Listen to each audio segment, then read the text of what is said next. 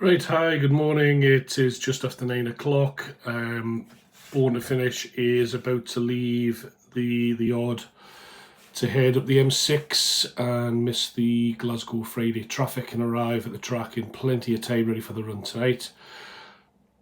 Bit of a free hit, I think, tonight. There are question marks about how the race may suit, but I think there's plenty to be gained out of running anyway. And after discussing with Ed, there's the key thing is that win, lose or draw, there's no detriment to Born to Finish.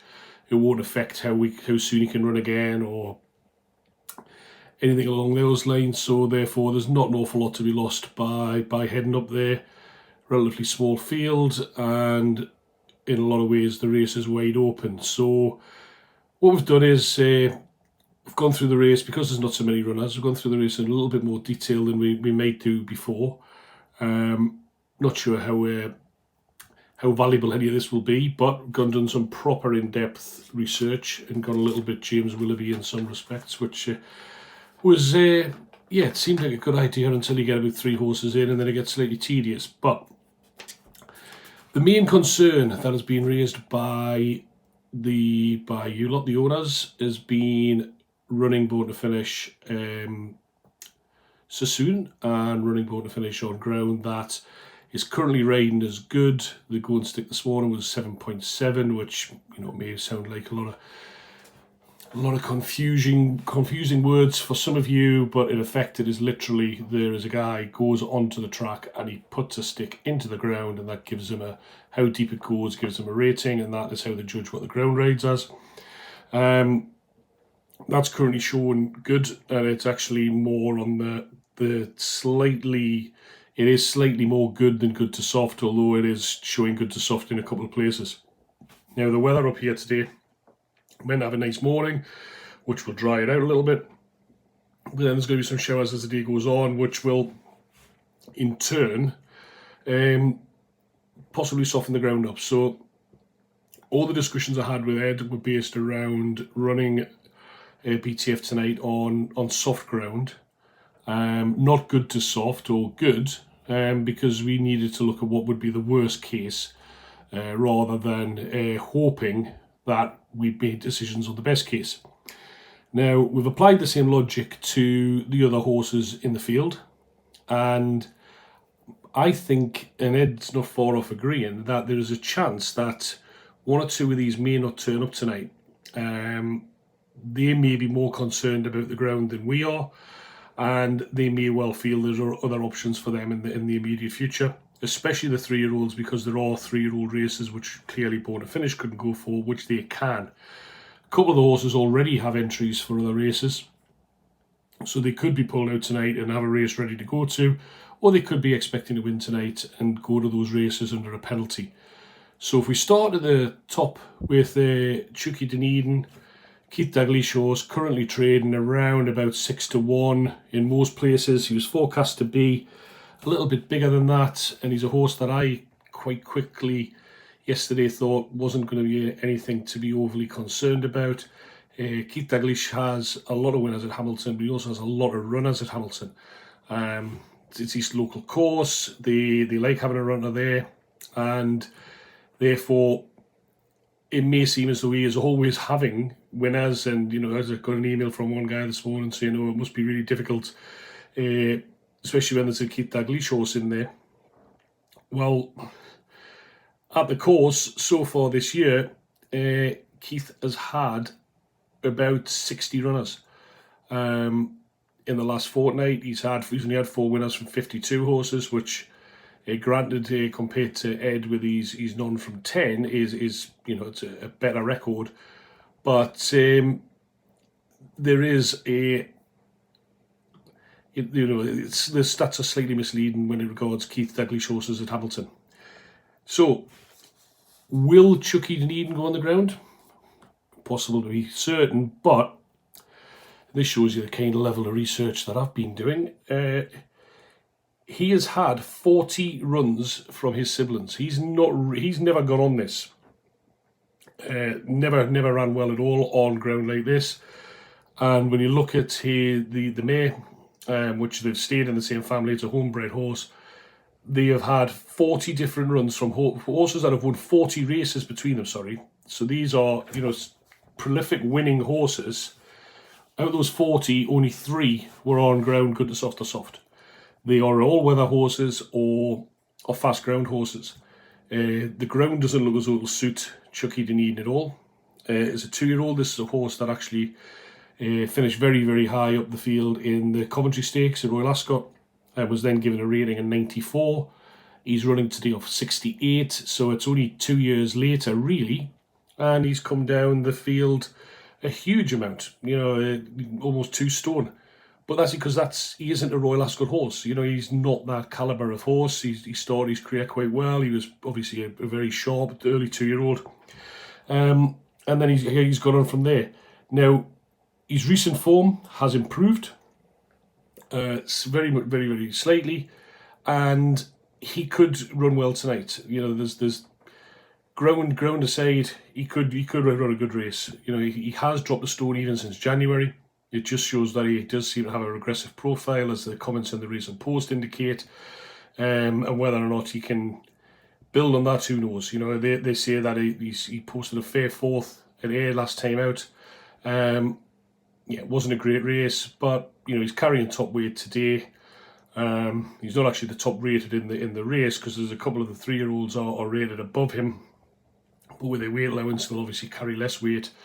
But you know, Chucky Dunedin will be there and he'll take his chance, and we'll see how it goes. I think I would like to think that he doesn't have a huge amount, if anything, in advance that we need to be worried about with Born to Finish. Poet's Pride is currently the favourite. The David Barron horse, ridden by Robbie Downey. There's not an awful lot of information around Poet's Pride. He isn't from a long-standing mare. He's had 5 runs on good to soft, and only one of them was halfway decent, and that was in a very, very poor race. However, he has had a wind up, and we know what a difference that made to Born to Finish. So it's very harsh, really, to judge him on what he did before the wind up, because we tend to, it's almost like Born to Finish didn't exist before his first wind up in some regards when we talk about his form. So it would be a little bit hypocritical not to apply the same logic to Poet's Pride. But he's damn hated soft ground. He's not bred for soft ground, and the most of his better form has been probably over slightly further. It could well be that the softer ground suits him, and he's obviously favoured for a reason. Robbie Downey's a very, very good jockey. David Barron's a very shrewd trainer. Yeah, it's, if he can take his, basically replicate exactly what the recent post is. If he transfer his last 2 runs, which apparently were improved runs, from the all-weather back onto turf and show the wind up has improved him as a racehorse, he would be a threat to everything in the race tonight. He did only run 4th last time, but he was a little bit trapped wide. The horse that went on to win that was in very good form. So it was no big disgrace getting beat in that race. But you know, we'll wait and see soon enough. Fairy Stories, I know I'm jumping about a little bit, but the betting seems to be all over the place. Fairy Stories is up there. You know, the bookies, some have Poet's Pride favourites, the others have Fairy Stories as favourite. You know, Fairy Stories is a horse that we followed a little bit, predominantly because it was regularly getting entered for races that Arishka was getting entered in. So we had a look at it, and it's also ran against Dan Kubler's Chitra. So you can see how all the form ties in. There's a very strong thread of form in the 3-year-old 5 furlong. The 5 furlong races for 3-year-olds rated around about the sort of 75 to 80 mark, where the races keep producing winners. Fairy Stories isn't in that thread of form, but is an interesting one because there are soft ground winners in its pedigree, and although its best form is over 5 furlongs and it isn't on soft ground, it didn't run a bad race at all when beaten by Chitra on ground that'll be similar to what we've got tonight.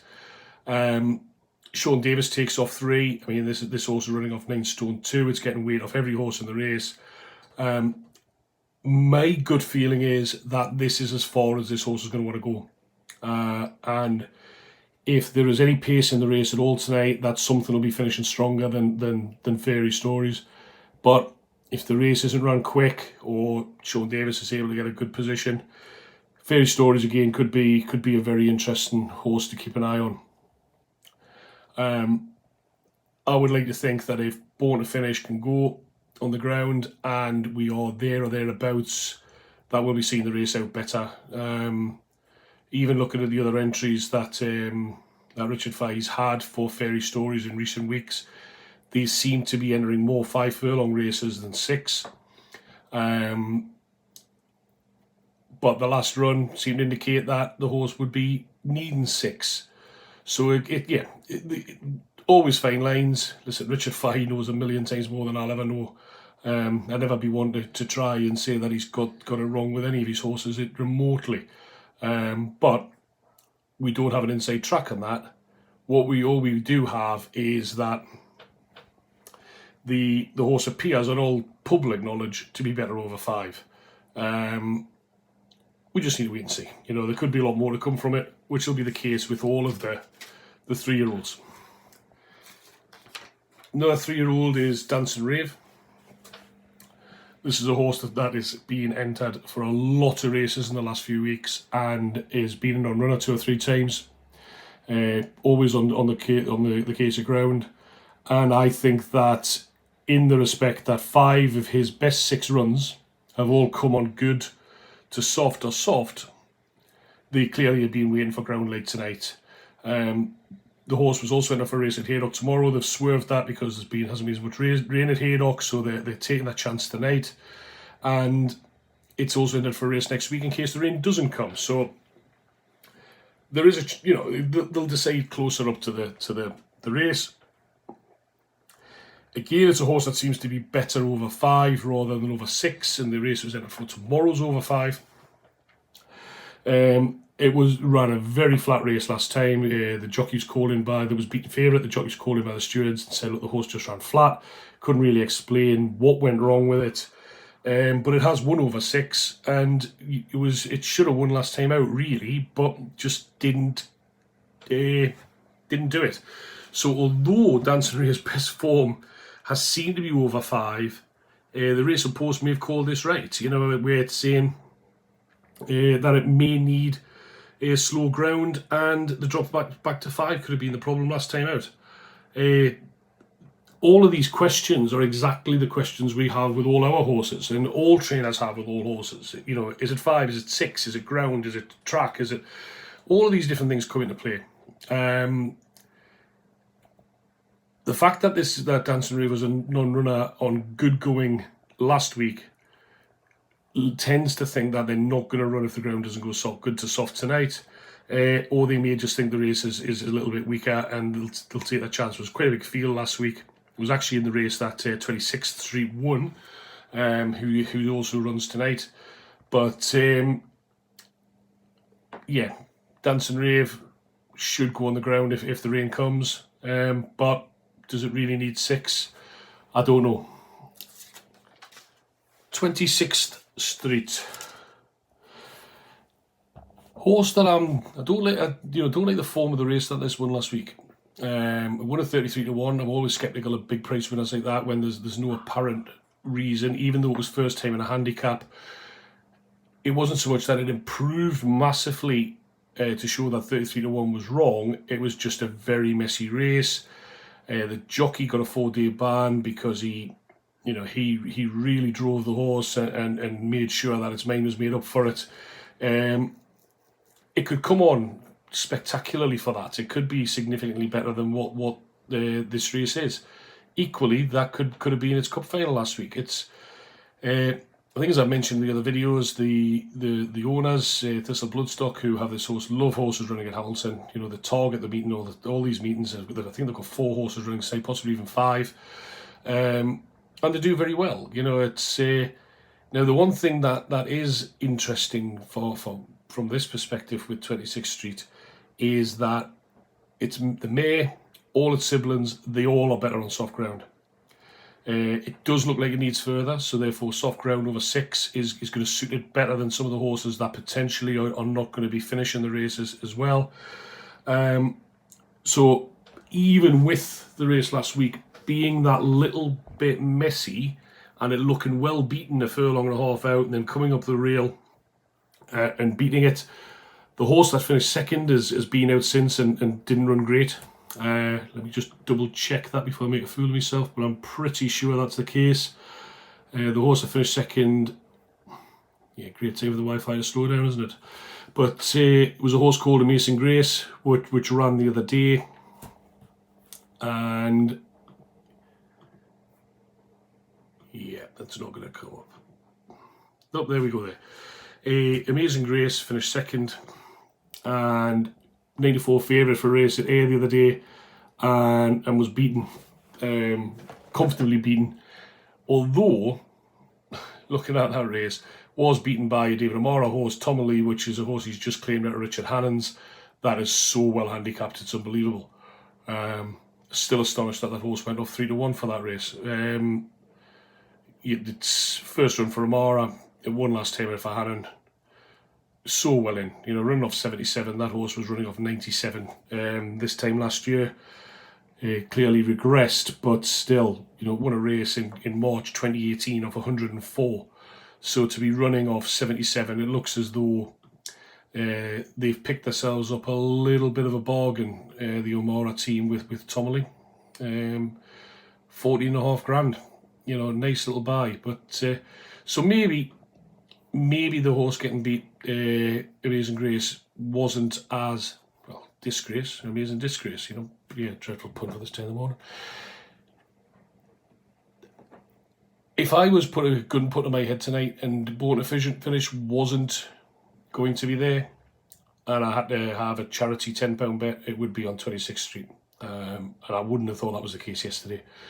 But when you get the time, you spend a lot of time looking through all the different bits and pieces. It's course and distance winner. Family loves soft. Definitely going to stay the trip, irrespective of whether it's fast run or not. I think the only thing that would be a challenge for this horse would be if it was a really slowly run race. And there is a risk of that. There is absolutely a risk that there won't be a lot of pace in the race. But I don't think they'd be shy going forward if that ended up being the scenario. So 6-1 is the current odds available on that. Now the one I missed out is a horse that I think is probably the hardest for me to try and get an angle on, which is Jordan Electrics. Another one of the 3-year-olds, and trained by Linda Perrott in Scotland. Ben Robinson riding, taking 3 off, and Ben's a good pilot as well. He's had a few winners in the last couple of weeks or so. But Jordan Electrics has run twice on soft, and both of them were very poor, really poor. There's very limited information around in the pedigree. It's not from a family that's got excessive amounts of siblings kicking about. But the dam was unraced, but in the family that I can find, there's only so far that there's any value in going back, but there's no soft ground background in there at all. It's got to base it on what the horse has done, and has ran poorly twice on soft. It has won over course and distance at Hamilton, but that was a race it was able to dictate from the front. He managed to do it. A really good ride by Ben. Made all, slowed it down, kicked, but that was good to firm. And even then, the time of the race wasn't great. The horses in behind have not been great. It came out a couple of weeks later. It got £4 for the run, and again tried to just keep it to lead at a very ordinary pace. And as soon as he was challenged, it started to hang, and ultimately was beaten 3/4 a length in a small field. Then went to A in the race that the last race Chucky Dunedin ran in, to be fair. Chucky Dunedin finished 4th. Again tried to lead, was headed a furlong out and just went backwards. So it seems to be a horse that does okay when it gets its own way, but gets its own way at a slow pace. That race at A, the horse that finished second that day, I mean, the winner was a horse that was backed, brought over from Ireland for the race, and was backed and won relatively well. won from ahead from a Mark Johnson horse that's gone out and won against, which has since gone out and won since. And the horse that finished third was beaten behind in the race that we just talked about with Tomerley. So trying to tie all the form together, I can't see how Jordan Electrics wins tonight. I can see it going out and trying to lead, and if it does go in the ground, it may lead at a slow enough pace that it gets a bit of a lead, and it doesn't get pulled back up the hill. But I don't know. It's not. It wouldn't be for me. But I've been wrong with that before. So let's just wrap this up with thoughts on Born to Finish. Basing this around some of the questions I've had from the owners as to the run tonight and the thinking behind it. The first one is Ed's yard to Hamilton is not as far as it was to Goodwood. It is round about the same distance as it was to Brighton. It's about 3, maybe 3.5 hours in the back of a wagon, which is really not an awful lot for racehorse when they're travelling to the races. And it's pretty much 90% of the journeys on motorway. So it's going to be, even if he does get stuck in traffic, it's a smooth journey. Running twice in a week, we covered this last time after he went from Goodwood to Brighton, before Pat found out about identified the wind issue. He does back up his race as well. He always has. As we've already mentioned after the week, he only blew for 10 minutes after the race on Monday night. He's eaten up well. He's had a day in the paddock where he was jumping about and bucking about. He's full of energy. He's full of life. He's in very, very good form. He's in really good spirits. Ed did a very, very light piece of work with him on Wednesday, just to stretch him out, make sure there was no stiffness, make sure there was no lame, anything we need to be worried about. He had a swim. Very quiet day yesterday, and then he's travelling up today. So that is all good and well. Now, the big question, and apparently this got a little bit controversial after racing at the race course the other day, because there seems to be a very split opinion. Harry Bentley jumped off the horse and said he thinks he needs 7 going forward, and he doesn't think he's quick enough anymore for 6. Harry Bentley's a very good jockey, a very, very smart guy. He rides for the owners he rides for because he knows what he's talking about when he jumps off a racehorse. You know, some jockeys get off and they see the same thing every time, and they don't know quite how to articulate it, and they can talk in the yard, and you know, the people who are talking know what they're talking about with horses. But some of them find it very difficult to talk to syndicates, you know, and we had a lot of people there on Monday, and there's a lot of questions get fired. Harry Bentley can handle that very, very well. And Harry drew the line and said that Lamato, who's a horse that he rides well, and Lamato is a top class horse, is saying that there's going to be a change in distance for Lamato going forward, because he's just, as he gets that little bit older, he doesn't just have that little bit more electric turn of foot. Still a very good racehorse. And what are you thinking is, Born to Finish now 6. He's been racing since his 2-year-old year. Tonight actually is his 50th run, which is not a lot of runs for a horse of that age, but it is still a number of times he's been at the race course. And it could well be that he's now ready for 7. Now, Harry said that. Ed has been saying that since he had the horse for 3 weeks. You know, one of the first things he said to me was, how do you feel about going for 7? I don't think this is a 6 furlong horse. Now, if you go back to when Jeremy had the horse as a 2-year-old, after his debut run, he was running over 7 because he was bred for 7, and all his work at home indicated that he was going to be a 7 furlong horse, if not a miler. He went to Jamie. After he'd been with Jamie 3 or 4 weeks, the first thing Jamie said was, I don't understand why this horse is sprinting. He's a 7 furlong horse or he's a miler. Now, Jeremy Gask, Jamie Osborne, Ed de Giles, Harry Bentley, they all know a lot more than I do. And with all due respect to the owners, probably a lot more than the owners. If any of you disagree with that, then let me know, because I could do with taking your advice on a number of different horses as well. Joking aside, Born to Finish was winning races over 6. So there you get the point of why change things. We did try 7 with Jamie, but not very long. And Jamie was under pressure to get him to win, because the 7 furlong races didn't seem to be going to plan. Now, what we did is he only had 3 7 furlong races for Jamie. One at Musselbrow, where the ground was supposed to be good, and it wasn't. And the race was dictated, very slowly ran race, excellent ride by, I think, Megan Nichols, I'm sure it was pretty certain it was Megan that rode it. Dictated from the front and kicked, and Born to Finish was just not in the right position to try and challenge. As he has done in the past, he had not got away very quickly. We then took him to Salisbury over 7, and he had a horrible draw where Will Cox rode him, and the race was over and done very, very quickly. Again, he didn't break very clear. He did run a bit, but he was hanging a little bit, and part of the hanging was down to him bumping into an old stable friend from the gas yard who was having a little bit of a nibble at him. He then went to Chepstow, and Timmy Murphy rode him, and this is a race that I just refused to watch again. You know, he was very awkwardly away. Timmy Murphy went after him very quickly, and the race was a write-off. You know, and he didn't handle the undulations. He had every undulation wrong at Chepstow. So basically, the 3 runs over 7 that the horse ran, we could put a line through all of them. So he hasn't had a proper try over 7 furlongs, I don't think. However, off the back of those 3, and off the back of what happened with Timmy, we dropped him back to 6, and we sent him to Wolverhampton, and he ran a blinder. He went to Kempton and ran a blinder. He went to Lingfield and ran a blinder. He went to Chelmsford and ran a blinder. Then he went to Kempton, and then back to Chelmsford twice for and ran blinders. So then you're into the October, November, December time when the flat races, the turf races finished anyway. So you just continue making hay on the all weather and over 6 because it's suiting them. Now the racer ran very quickly over 6 on the all weather, so it can suit 7 furlong horses with a turn of pace.